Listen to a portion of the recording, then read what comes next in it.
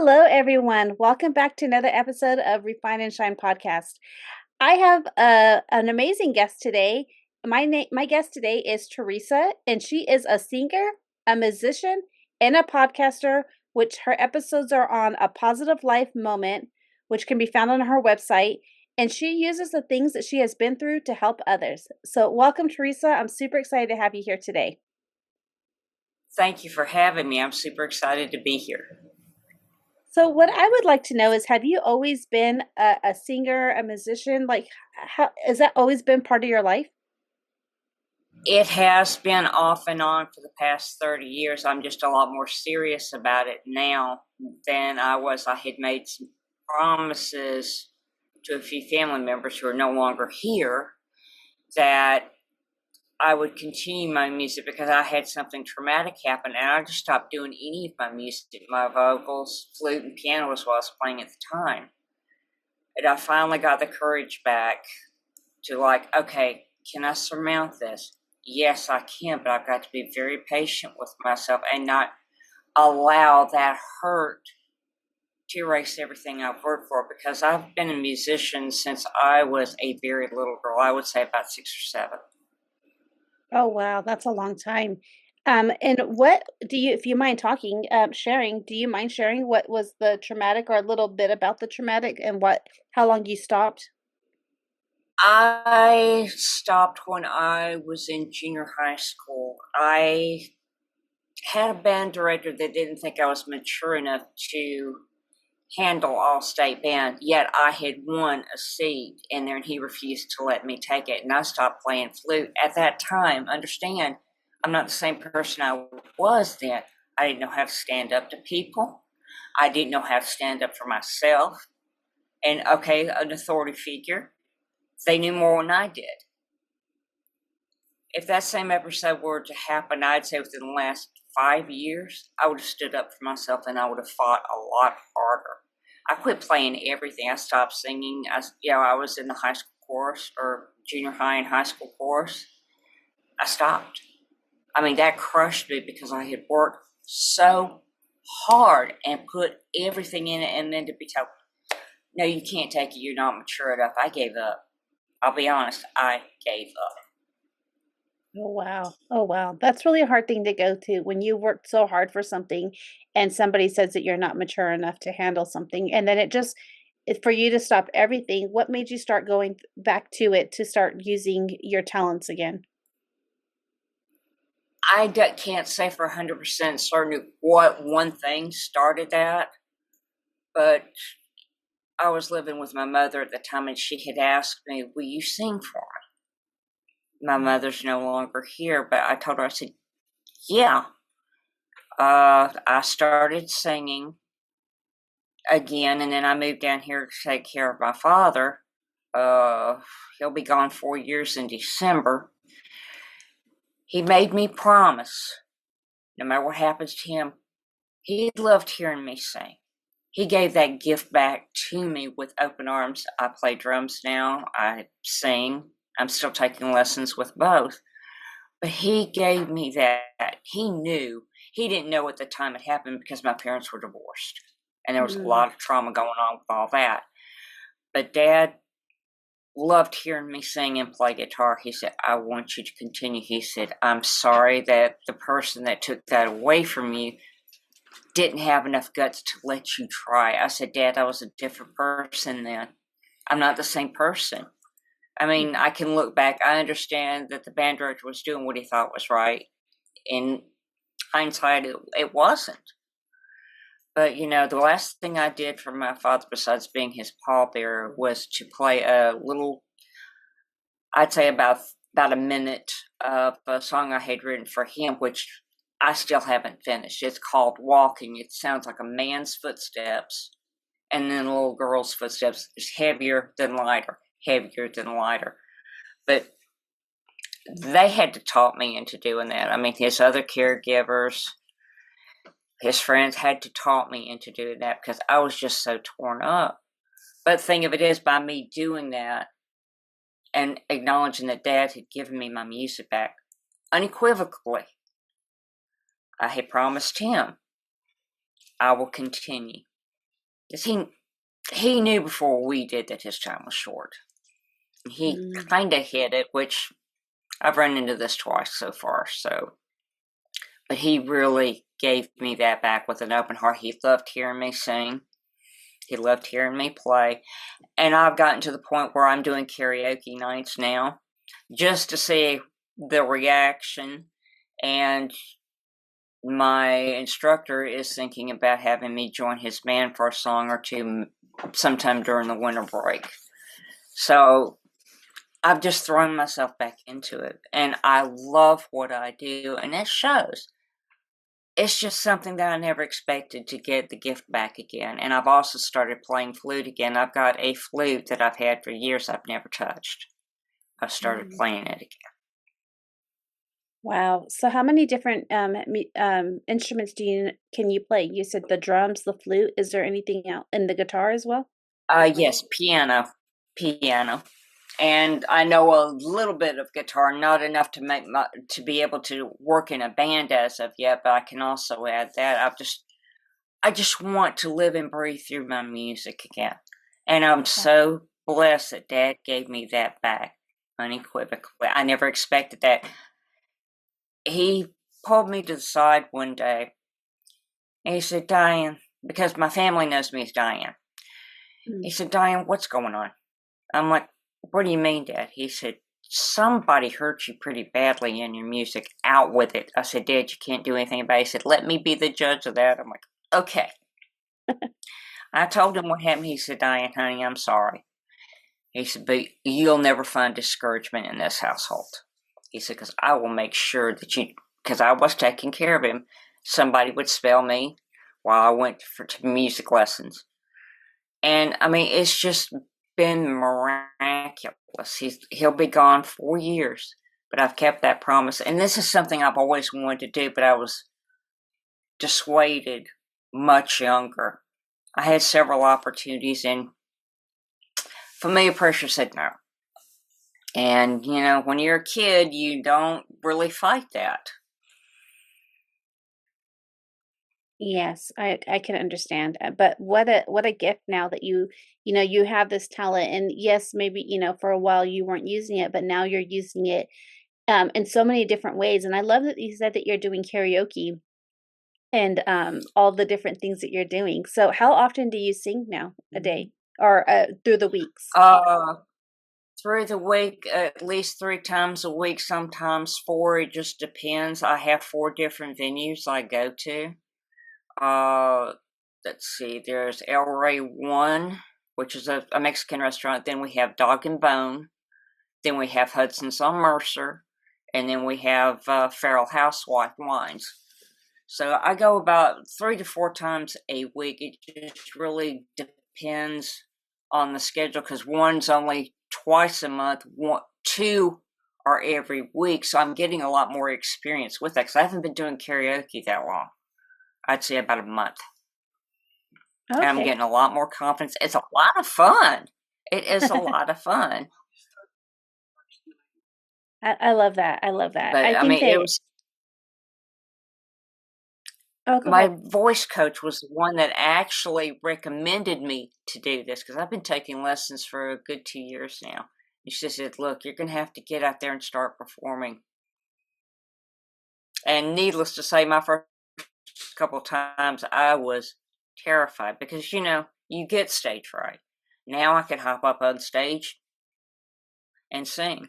I mean, I couldn't the first couple of times because I was terrified. What if I do this wrong? What if I do that wrong? And I finally look, a friend of mine named Armando had said, look, this isn't the Grand Ole Opry. Forget about the pressure. Just sing. And I've gotten a lot of compliments about the songs I'm choosing and my voice range. So, I mean, it's a lot of fun and it's building more confidence with me, which I've always liked self-confidence from the time I was 2 or 3. But now it's a lot more confident. And it also helps when I get to remembering Dad or remembering Mom, because grief isn't something that, what's the right way to put this? I'm just going to say it from the heart. Mhm. There's no timetable for healing for grief. I mean, my Right. mother's been dead 20 years. I'm still grieving that.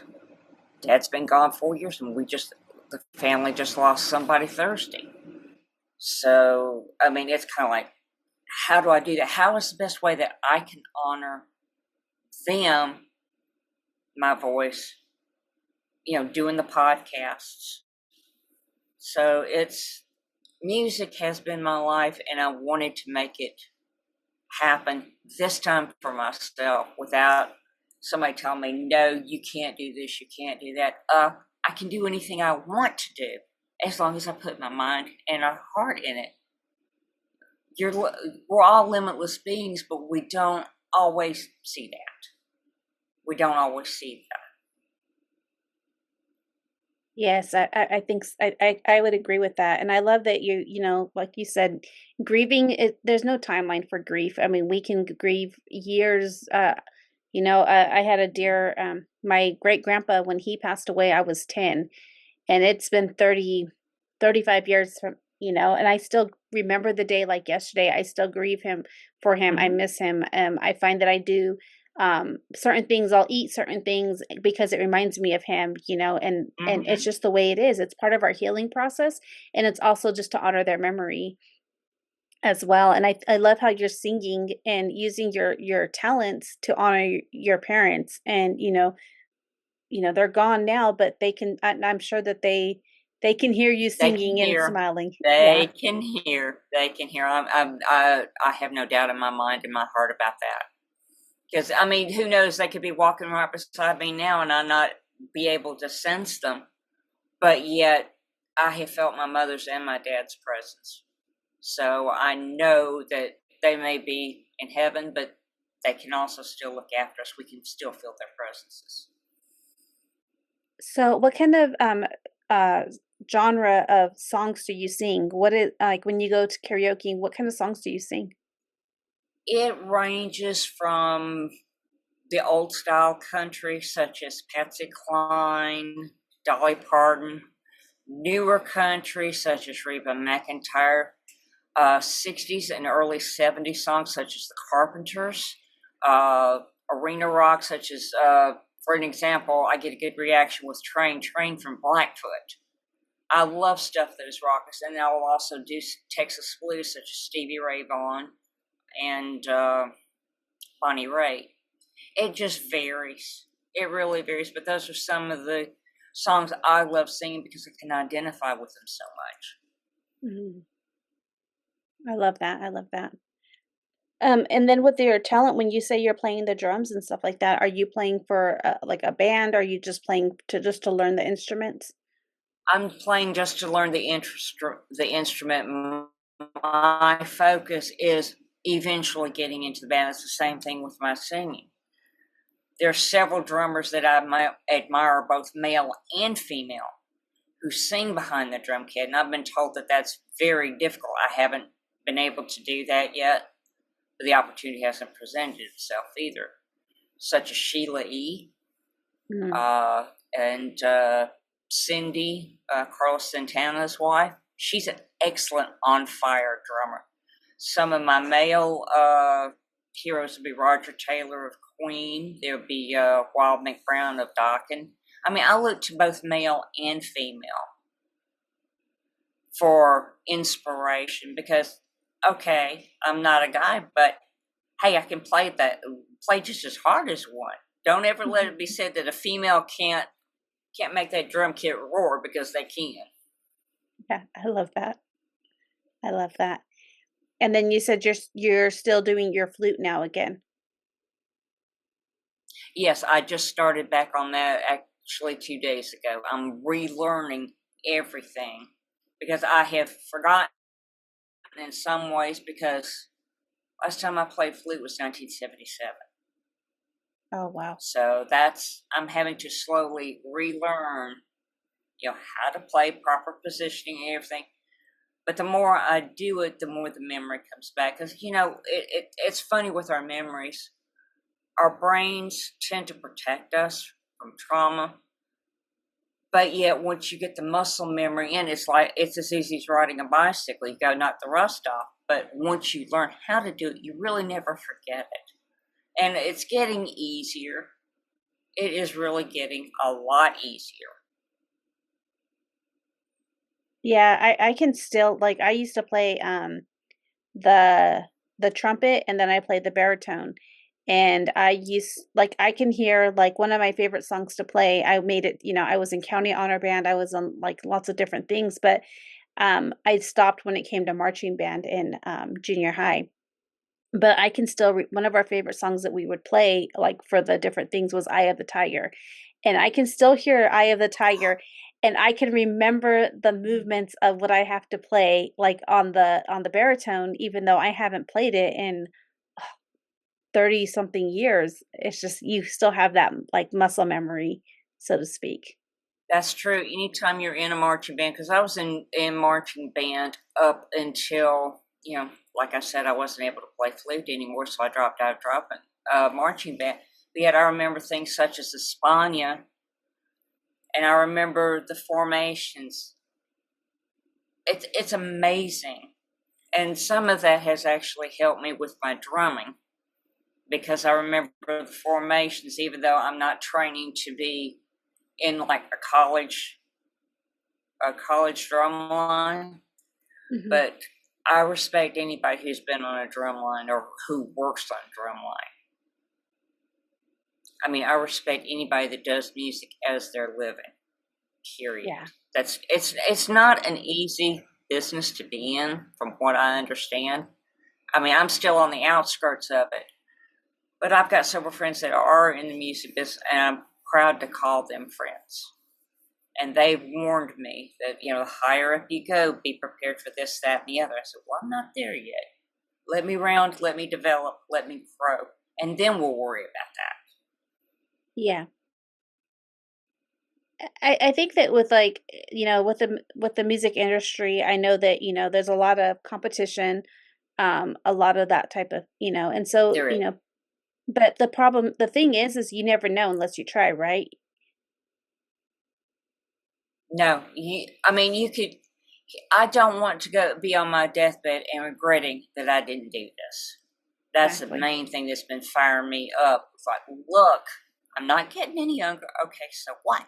Grandma Moses didn't start painting till she was in her 80s. Colonel Sanders didn't develop Kentucky Fried Chicken till he was in his 50s. Hey, what are you waiting on? Get off your duff, get out there, and let them have it. If they don't like it, hey, somebody will. Yeah, I mean, that's the exactly. confidence I have now. Now, 5 years ago, I wouldn't have been able to do that. I can now because I believe in myself that blessed much. So can we talk a little bit, like, how did you develop the confidence that you have today, from 5 years ago to who you are, how did you start to develop it? What did you do? What changes did you make to get the confidence that you have now? The first and biggest thing is learn to love myself.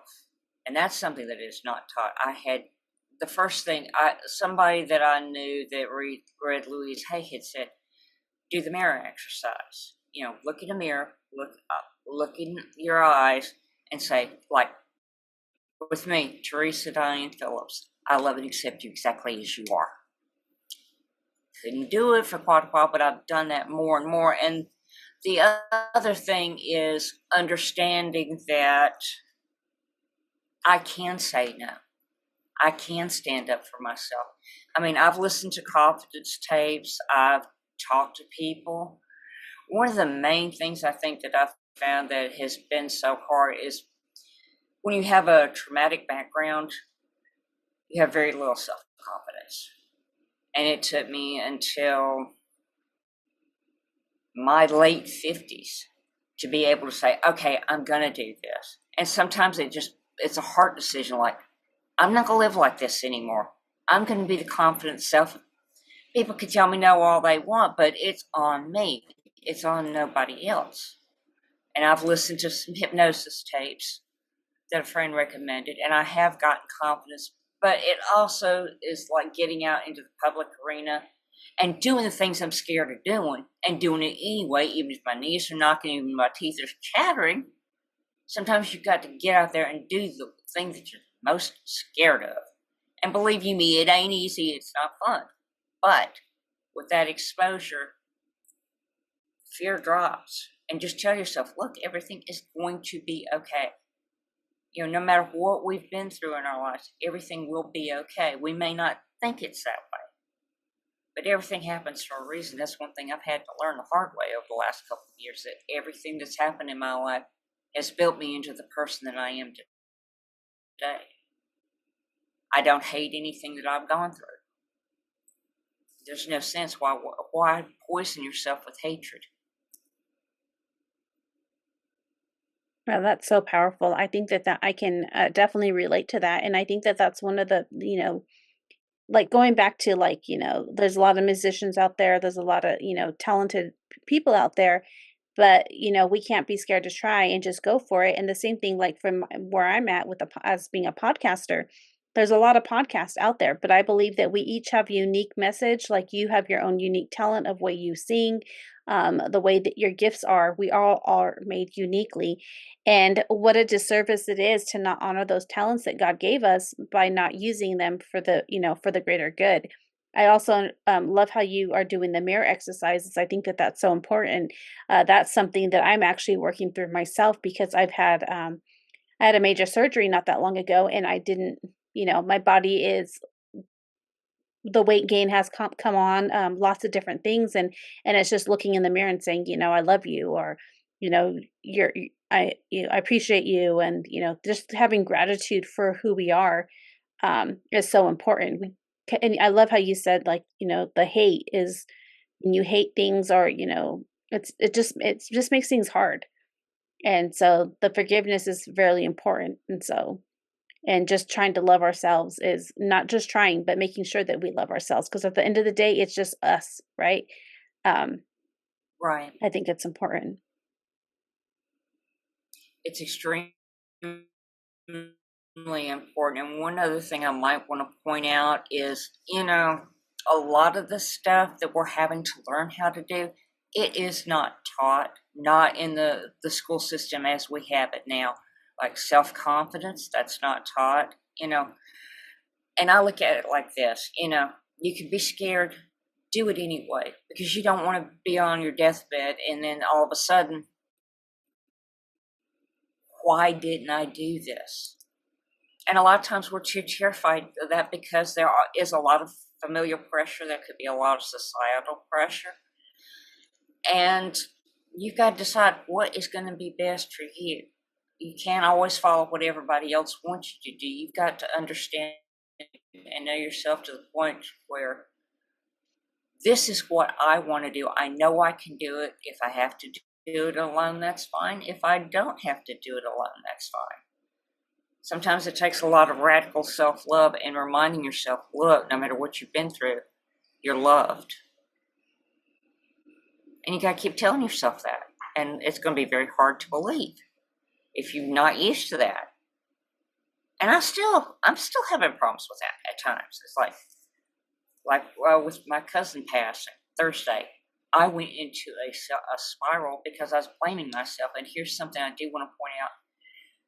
You can pull the woulda, shoulda, coulda, but is there any way of knowing with 100% accuracy that what you coulda, woulda, shoulda was even going to make a difference? And at least half the time the answer is going to be no. It's been that way in my case.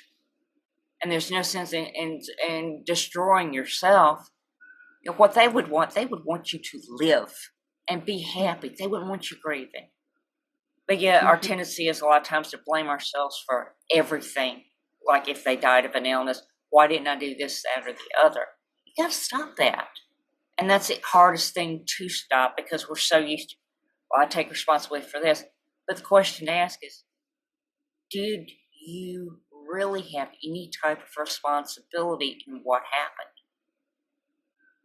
And sometimes the answer is going to shock you. Oh, that's so good. That's so good. I think that, we carry a lot of burdens that aren't ours to carry.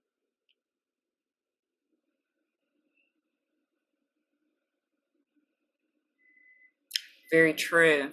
And a lot of times we try to, I guess, step in and try to take their burdens from them. It doesn't work, and you can't help somebody that doesn't want to be helped. I mean, you can try until the cows come home, but you're not making a difference, and they're just going to plant their feet in the earth even tighter. Got to understand, sometimes you've got to love them from a distance, and there's nothing that you can do. It has to be their decision. And Mm-hmm. that's what I've had to learn with this last loss. Yeah. Well, like I said, I'm sorry But for music your is a loss. healer. Hmm. I love that you Thank said you. I music's a appreciate that. And healer. I'm sorry for every loss that you've ever suffered. Oh, Love thank you. is a healer. Music is a healer. I mean, there's so many healers around, but sometimes we don't think to reach out for them. We close off. Like I did, when I had the issue with the flu, I closed completely off. I was no longer myself. And it takes courage to open up again. Yes. Yes. I'm so glad that you got the courage to open up. I'm so thankful that, you had loved ones tell you to sing again and to utilize your talents. I think it's so important to have that, that type of support. And maybe it can come, that you had that support where they knew what you had and were like, hey, can you sing again? And I'm sure it wasn't easy. It wasn't. There was no way I could have sung for my mother's funeral or my father's. I mean, I could play. I couldn't play for long, but what I played was enough. And sometimes that's okay. Just what we can do is enough. That's But right. as we wrap up, I would love to, have my listeners. I want to make sure that they can connect with you on your website. Could you tell my listeners what your website is? I'll make sure I have it in the show notes as well. Okay, it's https:// Golden Phoenix VoiceWorks, spelled VoiceWerx.com. Awesome. And as we wrap up, I always ask my guests to give my listeners some type of a word, a phrase, a book to read, or some type of action that they can take today. It could just be something so simple to start to refine and shine, because that's what it's all about. Like, we go through things in life, and it's how we heal from those things, or change what we're doing every day in order to refine and shine. What would you give them? I'll give them two ideas. First of all, this is something I have learned to say, and something that someone in my family told me, and I don't remember who it is. Don't let others dim your light to brighten their own. Shine like the beautiful sun that you are. And give yourself a hug. Tell yourself, I love you. Mean it. And in some cases, it may be the hardest thing you'll ever say to yourself. Keep telling yourself that. Love yourself, flaws and all, because you're the only one that really matters in the end. Mm, that's so good. That's so good. Well, thank you so much, Teresa. I loved having you as my guest today, and I loved all the things you're doing. And I think it's just a beautiful journey that you're going on, and I can't wait to see all the beautiful music that you're going to create. And so, thank you so much. You're very welcome. Thank you for having me.